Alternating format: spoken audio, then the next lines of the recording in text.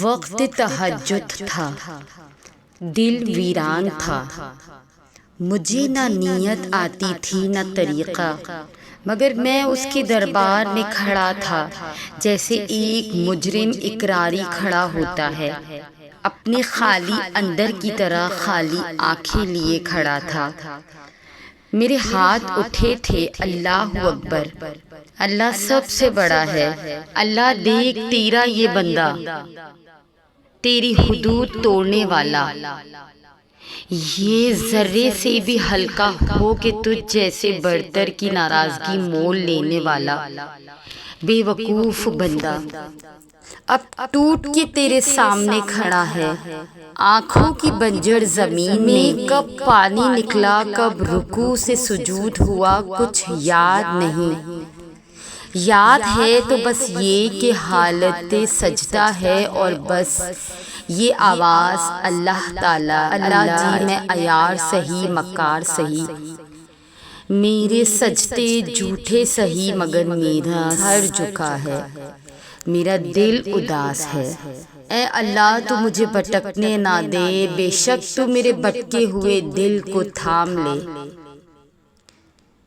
کہانی کو اللہ تہجد تک تب لاتا ہے جب وہ چاہتا ہے کہ میرا بندہ مجھے منائے، مجھ سے بات کرے، میرے سامنے اپنی جولی پھیلائے تاکہ وہ اس کی مانگی ہوئی مرادوں پر آمین کہہ سکے۔ وقت اور حالات ہمیں ان رستوں پہ چلنے پر مجبور کر دیتے ہیں جن سے ہمیں تکلیف پہنچتی ہے، لیکن وہ راستے ہماری بہتری و برتری کے لیے ہوتے ہیں۔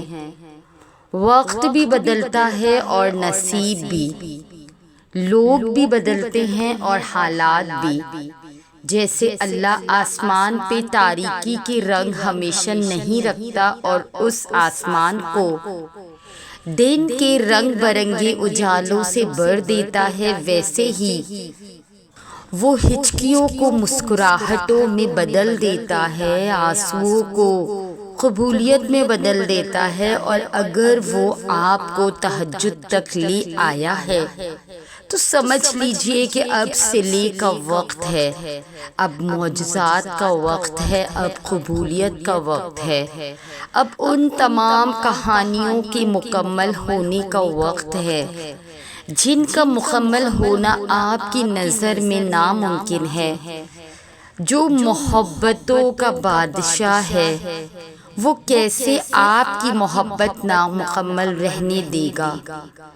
وہ سن لے گا اور اختتام میں سب عطا کر کے اس مایوس دل کو شرمسار کر دے گا، اس شرارتی دل کا سر جھکا دے گا جو بارہا یہ احساس دلاتا ہے کہ تمہاری دعاؤں کی کوئی اہمیت نہیں، تمہارے سجدوں کی کوئی اہمیت نہیں۔ تہجد کا سجدہ اپنے آپ میں ہی بہت طاقت رکھتا ہے اور وقت تہجد مانگی جانے والی دعاؤں کی شدت کا مقابلہ کوئی نہیں کر سکتا، یہاں تک کہ نصیب بھی نہیں۔ پھر جیت صرف تمہارا مقدر ہوتی ہے، پھر قبولیت کا ستارہ صرف تمہارے آنگن میں چمکتا ہے، پھر تمہاری دعاؤں پر کن فیکن کی بارہا رحمت ہوتی ہے۔ یہی تہجد ہے اور اسی عمل کا نام تہجد ہے۔ دل لگی آخر لے آئی وہاں جہاں پہنچ کر ہر غم بے قرار ہو گیا، مسکرائے ہیں ہم جس کرب سے آپ یہ ان آنسوؤں کا ادھار ہو گیا۔ اوڑھ لی ہے اب چادر کہ صبر و ضبط کی، دیکھیں اب مکمل یہ سنگار ہو گیا۔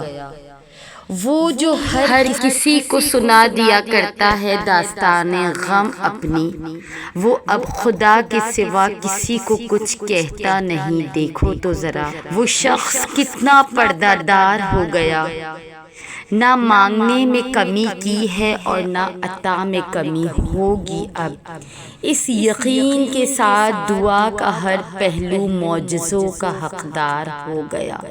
لوگ کہتے رہے بد کردار ہے تمہارا کردار اور محبت، یہ دل باد محبت صاحب کردار ہو گیا کہ سراپائے گنہگار تھا جو دل وہ آپ کی محبت سے تہجد گزار ہو گیا۔ کچھ خشک آنسو، کچھ خاموشی کی گفتگو، کچھ آدھے ادھورے الفاظ، کچھ ٹوٹی پھوٹی دعائیں لے کر خدایا تیرا یہ بندہ تجھ سے ملنے کے لیے تیار ہو گیا۔ لیجیے آج خدا سے محبت کا مکمل اقرار ہو گیا، اور یہ اقرار بھی کب ہوا؟ وقت تہجد، بلکہ وقت تہجد کو وقت قبولیت و معجزات کہنا زیادہ بہتر رہے گا۔ اگر تہجد میں کوئی خاص بات نہ ہوتی، کیوں اللہ تہجد پڑھنے والوں کے لیے پہلے آسمان پر آتا اور صرف یہ پوچھنے کے لیے کہ تمہیں کیا چاہیے؟ اللہ ان کی دعائیں ساتویں آسمان پر بھی سن سکتا ہے، لیکن پھر بھی ان سے ملاقات کے لیے وہ تشریف لاتا ہے پہلے آسمان پر۔ اللہ تعالیٰ تہجد پڑھنے والوں کو بہت خاص رکھتا ہے۔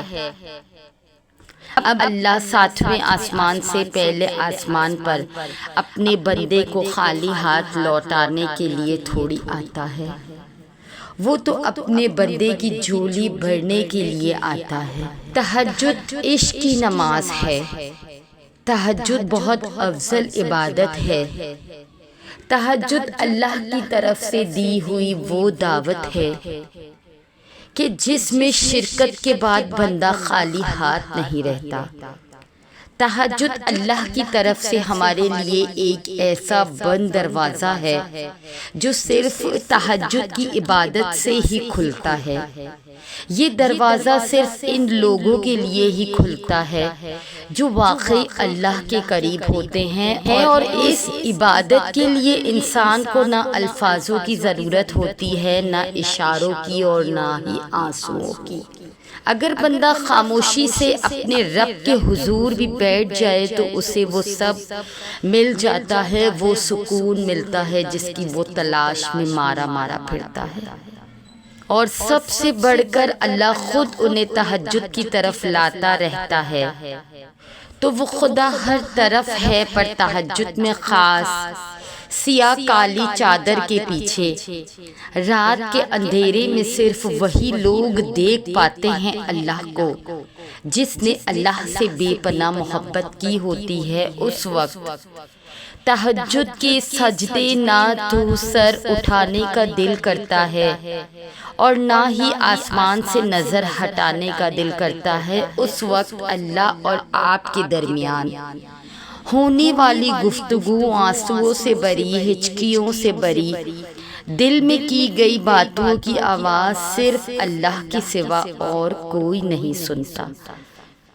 جب بندہ تہجد تک پہنچ جاتا ہے تو پھر اسے کسی چیز کی خواہش دل میں نہیں رہتی، اور اگر ایسا ہو جائے کہ کبھی اسی دوران تمہاری اللہ سے تہجد میں ملاقات ہو جائے اور وہ تمہارے روبرو آ جائے، اور وہ منظر تمہارے لیے معجزے سے کم نہ ہوگا۔ ہاں، یہی تحفہ ہے تہجد کا جو اللہ صرف اپنے نیک بندوں کو دیتا ہے۔